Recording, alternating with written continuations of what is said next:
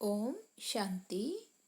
2 अक्टूबर 2022 की अव्यक्त मुरली है। रिवाइज कोर्स है 3 अक्टूबर 1992। मुरली का हेडिंग है ब्राह्मण अर्थात सदा श्रेष्ठ भाग्य के अधिकारी। आज भाग्य विधाता बाप दादा अपने सर्व बच्चों का श्रेष्ठ भाग्य देख हर्षित हो रहे हैं। इतना श्रेष्ठ भाग्य और इतना सहज प्राप्त हो, ऐसा भाग्य सारे कल्प में सिवाय आप ब्राह्मण आत्माओं के और किसी का भी नहीं है। सिर्फ आप ब्राह्मण आत्माएं इस भाग्य के अधिकारी हो। यह ब्राह्मण जन्म मिला ही है कल्प पहले के भाग्य अनुसार। जन्म ही श्रेष्ठ भाग्य के आधार पर है, क्योंकि ब्राह्मण जन्म स्वयं भगवान द्वारा होता है। अनादि बाप और आदि ब्रह्मा द्वारा यह अलौकिक जन्म प्राप्त हुआ है। जो जन्म ही भाग्य विधाता द्वारा मिला है, वह जन्म कितना भाग्यवान हुआ। अपने इस श्रेष्ठ भाग्य को सदा स्मृति में रख हर्षित रहते हो। सदा स्मृति प्रत्यक्ष स्वरूप में हो, सदा मन में इमर्ज करो। सिर्फ दिमाग में समाया हुआ है ऐसे नहीं, लेकिन हर चलन और चेहरे में स्मृति स्वरूप प्रत्यक्ष रूप में स्वयं को अनुभव हो और दूसरों को भी दिखाई दे कि इनों की चलन में, चेहरे में श्रेष्ठ भाग्य की लकीर स्पष्ट दिखाई देती है। कितने प्रकार के भाग्य प्राप्त हैं, उसकी लिस्ट सदा मस्तक पर स्पष्ट हो। सिर्फ डायरी में लिस्ट नहीं हो, लेकिन मस्तक बीच भाग्य की लकीर चमकती हुई दिखाई दे। पहला भाग्य जन्म ही भाग्य विधाता द्वारा हुआ है।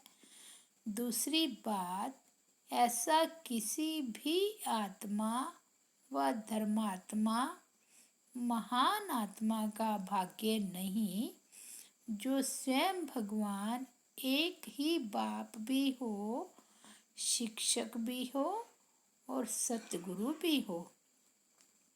सारे कल्प में ऐसा कोई है?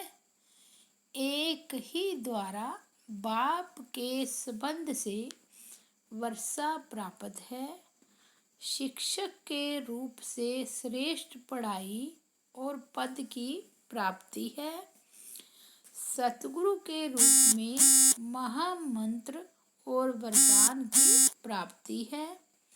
वर्षे में सर्व खजानों का अधिकार प्राप्त किया है। सर्व खजाने हैं ना? कोई खजाने की कमी है? टीचर्स को कोई कमी है? मकान बड़ा होना चाहिए, जिज्ञासु अच्छे होने चाहिए, यह कमी है? नहीं है। जितनी सेवा निर्विघ्न बढ़ती है, तो सेवा के साथ सेवा के साधन सहज और स्वतः बढ़ते ही हैं। बाप द्वारा वर्षा और श्रेष्ठ पालना मिल रही है। परमात्म पालना कितनी ऊंची बात है। भक्ति में गाते हैं परमात्मा पालनहार है, लेकिन आप भाग्यवान आत्माएं हर कदम परमात्म पालना के द्वारा ही अनुभव करते हो। परमात्म श्रीमत ही पालना है। बिना श्रीमत अर्थात परमात्म पालना के एक कदम भी नहीं उठा सकते। ऐसी पालना सिर्फ अभी प्राप्त है, सतयुग में भी नहीं मिलेगी। वह देव आत्माओं की पालना है और अभी परमात्म पालना में चल रहे हो। अभी प्रत्यक्ष अनुभव से कह सकते हो कि हमारा पालनहार स्वयं भगवान है। चाहे देश में हो चाहे विदेश में हो, लेकिन हर ब्राह्मण आत्मा फलक से कहेगी कि हमारा पालनहार परमात्मा है। इतना नशा है कि कब मर्ज हो जाता है, कब इमर्ज होता है। जन्मते ही बेहद के खजानों से भरपूर हो अविनाशी वर्षे का अधिकार ले लिया। साथ साथ जन्मते ही त्रिकालदर्शी सत्य शिक्षक ने तीनों कालों की पढ़ाई कितनी सहज विधि से पढ़ाई, कितनी श्रेष्ठ पढ़ाई है और पढ़ाने वाला भी कितना श्रेष्ठ है। लेकिन पढ़ाया किन्हों को है? जिन्हों में दुनिया की उम्मीद नहीं है, उन्हों को उम्मीदवार बनाया। न सिर्फ पढ़ाया, लेकिन पढ़ाई पढ़ने का लक्ष्य ही है ऊंच से ऊंच पद प्राप्त करना। परमात्म पढ़ाई से जो श्रेष्ठ पद प्राप्त कर रहे हो, ऐसा पद सारे वर्ल्ड के ऊंचे से ऊंचे पद के आगे कितना श्रेष्ठ है। अनादि सृष्टि चक्र के अंदर द्वापर से लेकर अभी तक जो भी विनाशी पद प्राप्त हुए हैं, उनों में सर्वश्रेष्ठ पद पहले राज्य पद गाया हुआ है। लेकिन आपके राज्य पद के आगे वह राज्य पद क्या है? श्रेष्ठ है। आजकल का श्रेष्ठ से श्रेष्ठ पद प्रेसिडेंट, प्राइम मिनिस्टर है। बड़े से बड़ी पढ़ाई द्वारा फिलासफर बनेंगे, चेयरमैन, डायरेक्टर आदि बन जाएंगे, बड़े से बड़े ऑफिसर बन जाएंगे। लेकिन यह सब पद आपके आगे क्या है? आपको एक ही जन्म में जन्म जन्म के लिए श्रेष्ठ पद प्राप्त होने की परमात्म गारंटी है। और उस एक जन्म की पढ़ाई द्वारा एक जन्म भी पद प्राप्त कराने की कोई गारंटी नहीं। आप कितने भाग्यवान हो जो पद भी सर्वश्रेष्ठ और एक जन्म की पढ़ाई और अनेक जन्म पद की प्राप्ति। तो भाग्य है ना, चेहरे से दिखाई देता है, चलन से दिखाई देता है।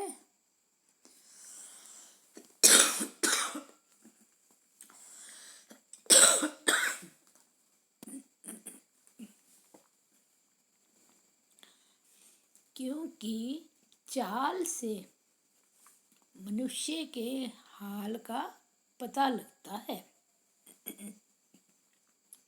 ऐसी चाल है जो आपके इतने श्रेष्ठ भाग्य का हाल दिखाई देवे, या अभी साधारण लगते हो? क्या है? साधारणता में महानता दिखाई दे। जब आपके जड़ चित्र अभी तक महानता का अनुभव कराते हैं, आप भी कैसी भी आत्मा को लक्ष्मी नारायण व सीताराम व देवियाँ बना देते हैं, तो साधारण व्यक्ति में भी महानता का अनुभव कर सिर झुकाते हैं ना। जानते भी हैं कि यह वास्तव में नारायण व राम आदि नहीं है, बनावटी है। फिर भी उस समय महानता को सिर झुकाते हैं, नमन पूजन करते हैं। लेकिन आप तो स्वयं चैतन्य देव देवियों की आत्माएं हो। आप चैतन्य आत्माओं से कितनी महानता की अनुभूति होनी चाहिए, होती है। आपके श्रेष्ठ भाग्य को मन से नमस्कार करें, हाथ व सिर से नहीं, लेकिन मन से आपके भाग्य का अनुभव कर स्वयं भी खुशी में नाचे। इतनी श्रेष्ठ पढ़ाई की प्राप्ति श्रेष्ठ भाग्य है। लोग पढ़ाई पढ़ते ही हैं इस जीवन के शरीर निर्वाह अर्थ कमाई के लिए, जिसको सोर्स ऑफ इनकम कहा जाता है। आपकी पढ़ाई द्वारा सोर्स ऑफ इनकम कितना है? माला माल हो ना। आपकी इनकम का हिसाब क्या है? उनका हिसाब होगा लाखों में, करोड़ों में। लेकिन आपका हिसाब क्या है? आपकी कितनी इनकम है? कदम में पदम। तो सारे दिन में कितने कदम उठाते हो और कितने पदम जमा करते हो? इतनी कमाई और किसकी है? कितना बड़ा भाग्य है आपका। तो ऐसे अपनी पढ़ाई के भाग्य को इमर्ज रूप में अनुभव करो। किसी से पूछते हैं तो कहते हैं ब्रह्मा कुमार और ब्रह्मा कुमारी तो हैं, बन तो गए हैं, लेकिन ब्रह्मा कुमार व ब्रह्मा कुमारी अर्थात श्रेष्ठ भाग्य की लकीर मस्तक में चमकती दिखाई दे। ऐसे नहीं कि ब्रह्मा कुमार व ब्रह्मा कुमारी तो हैं, लेकिन मिल जाएगा, कुछ तो बन ही जाएंगे, चल तो रहे ही हैं, बन तो गए ही हैं, बन गए हैं, या भाग्य को देख करके उड़ रहे हो। इसमें बन तो गए हैं, बन ही रहे हैं, चल ही रहे हैं, यह बॉल किसके हैं? श्रेष्ठ भाग्यवान की यह बॉल है।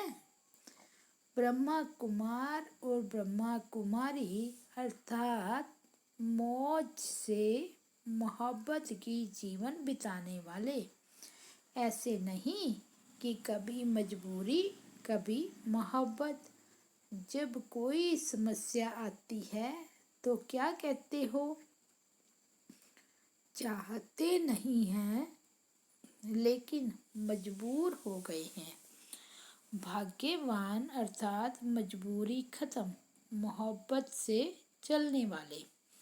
चाहते तो हैं लेकिन ऐसी भाषा भाग्यवान ब्राह्मण आत्माओं की नहीं है। भाग्यवान आत्माएं मोहब्बत के झूले में मौज में उड़ती है।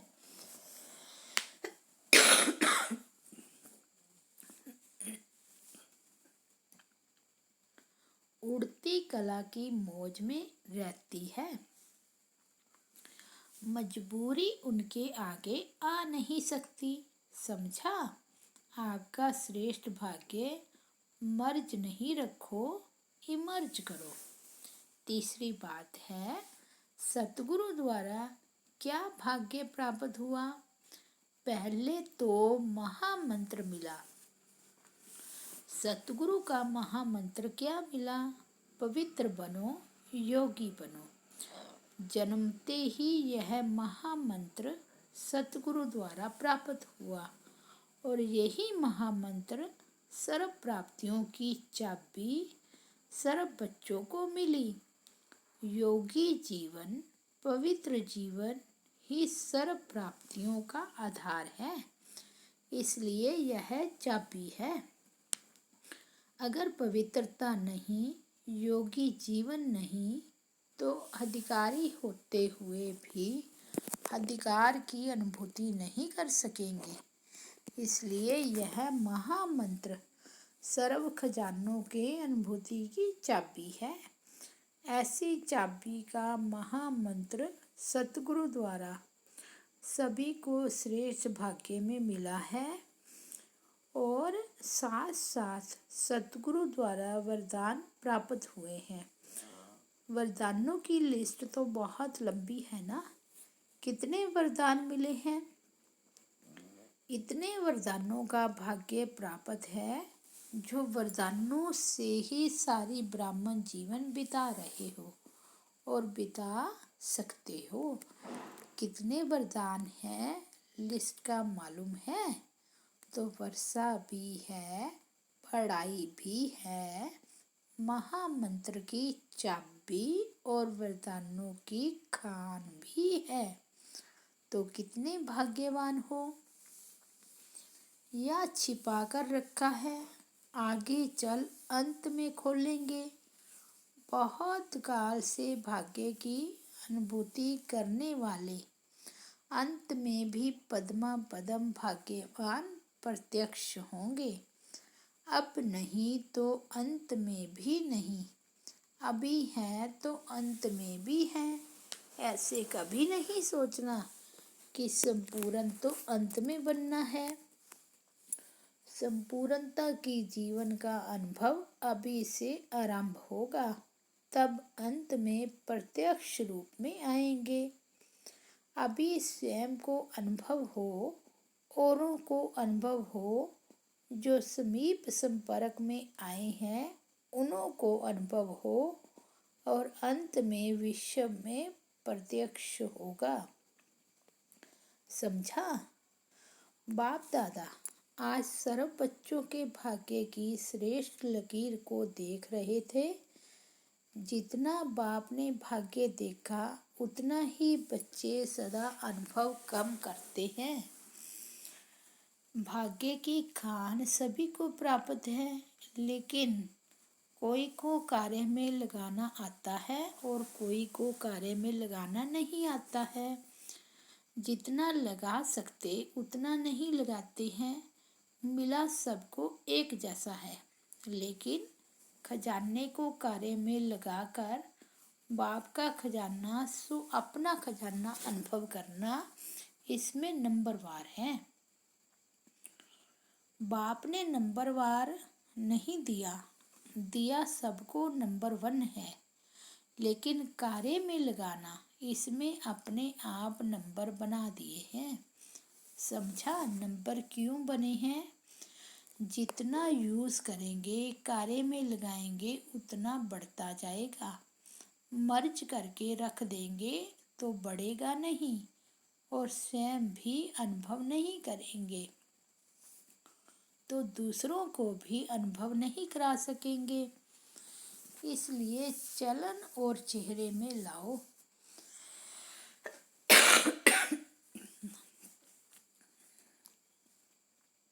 समझा क्या करना है? जो भी नंबर आवे अच्छा है। चलो 108 नहीं तो 16,000 में ही मिल जाएं, कुछ तो बनेंगे। लेकिन 16,000 की माला सदा नहीं जपी जाती, कहाँ कहाँ और कभी कभी जपते हैं। 108 की माला तो सदा जपते रहती हैं। अब मैं कौन ये स्वयं जानूं। अगर बाप कहेंगे व और कोई कहेंगे कि आप तो 16,000 में आएंगे, तो क्या कहेंगे? मानेंगे? क्वेश्चन मार्क शुरू हो जाएगा। इसलिए अपने आप को जानो, मैं कौन। अच्छा, चारों ओर के सर्वश्रेष्ठ भाग्यवान आत्माओं को सर्व जन्म से प्राप्त परमात्म जन्म अधिकारी आत्माओं को सर्व बाप द्वारा श्रेष्ठ वर्षा और परमात्म पालना लेने वाले सत शिक्षक द्वारा श्रेष्ठ पढ़ाई का श्रेष्ठ पद और श्रेष्ठ कमाई करने वाले सतगुरु द्वारा महामंत्र और सर्व वरदान प्राप्त करने वाले ऐसे अति श्रेष्ठ पद्मा पदम हर कदम में पदम जमा करने वाले श्रेष्ठ आत्माओं को बाप दादा का याद प्यार और नमस्ते। अव्यक्त बाप दादा से पर्सनल मुलाकात। यथार्थ सेवा का यथार्थ याद की निशानी है निर्विघ्न रहना और निर्विघ्न बनाना। सदा अपने श्रेष्ठ भाग्य के गीत स्वतः ही मन में बजते रहते हैं। यह अनादि अविनाशी गीत है, इसको बजाना नहीं पड़ता, लेकिन स्वतः ही बजता है। सदा यह गीत बजना अर्थात सदा ही अपने खुशी के खजाने को अनुभव करना। सदा खुश रहते हो। ब्राह्मणों का काम ही है खुश रहना और खुशी बांटना। इसी सेवा में सदा बिजी रहते हो। वह कभी भूल भी जाते हो। जब माया आती है फिर क्या करते हो? जितना समय माया रहती है उतना समय खुशी का गीत बंद हो जाता है। बाप का सदा साथ है तो माया आ नहीं सकती। माया आने के पहले बाप का साथ अलग करके अकेला बनाती है, फिर वार करती है। अगर बाप साथ है तो माया नमस्कार करेगी, वार नहीं करेगी। तो माया को जब अच्छी तरह से जान गए हो कि यह दुश्मन है तो फिर आने क्यों देते हो? साथ छोड़ देते हो ना, इसलिए माया को आने का दरवाज़ा मिल जाता है। दरवाजे को डबल लॉक लगाओ, एक लॉक नहीं। आजकल एक लॉक नहीं चलता तो डबल लॉक है याद और सेवा। सेवा भी निस्वार्थ सेवा, यही लॉक है।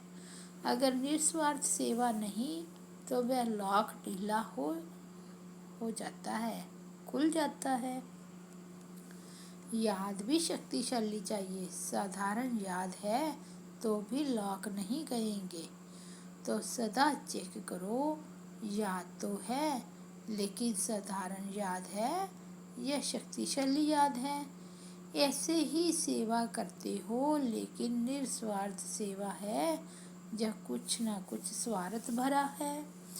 सेवा करते हुए भी, याद में रहते हुए भी यदि माया आती है तो जरूर सेवा अथवा याद में कोई कमी है। सदा खुशी के गीत गाने वाली श्रेष्ठ भाग्यवान आत्माएं हैं। इस स्मृति से आगे बढ़ो। यथार्थ योग व यथार्थ सेवा, यह निशानी है निर्विघ्न रहना और निर्विघ्न बनाना।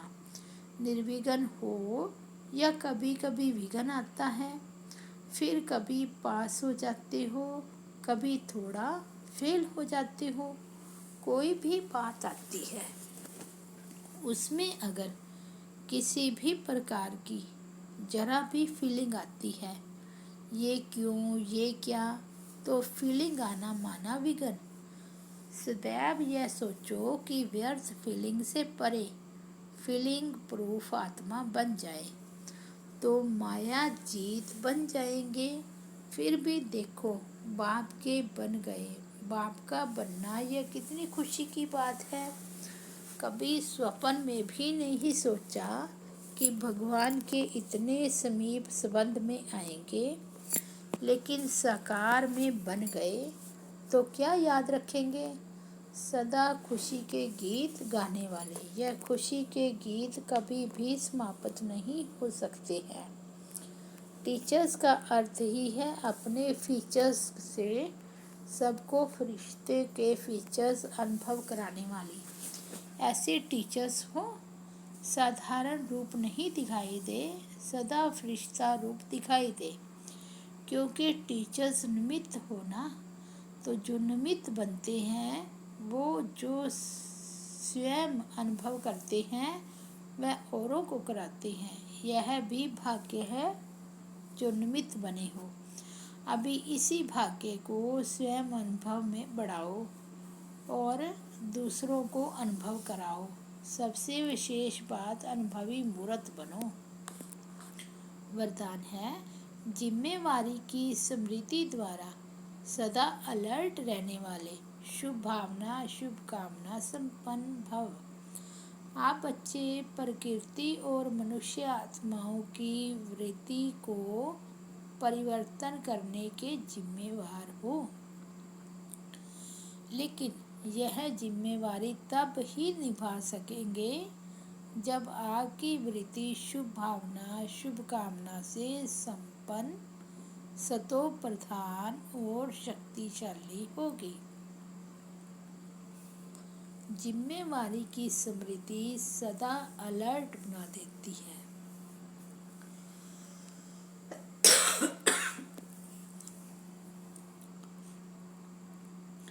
हर आत्मा को मुक्ति, जीवन मुक्ति दिलाना, वर्षे के अधिकारी बनाना, यह बहुत बड़ी जिम्मेवारी है।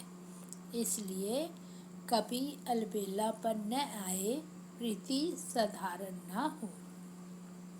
स्लोगन है, अपने हर कर्म द्वारा सहारे दाता बाप को प्रत्यक्ष करो तो अनेक आत्माओं को किनारा मिल जाएगा। अच्छा, ओम शांति।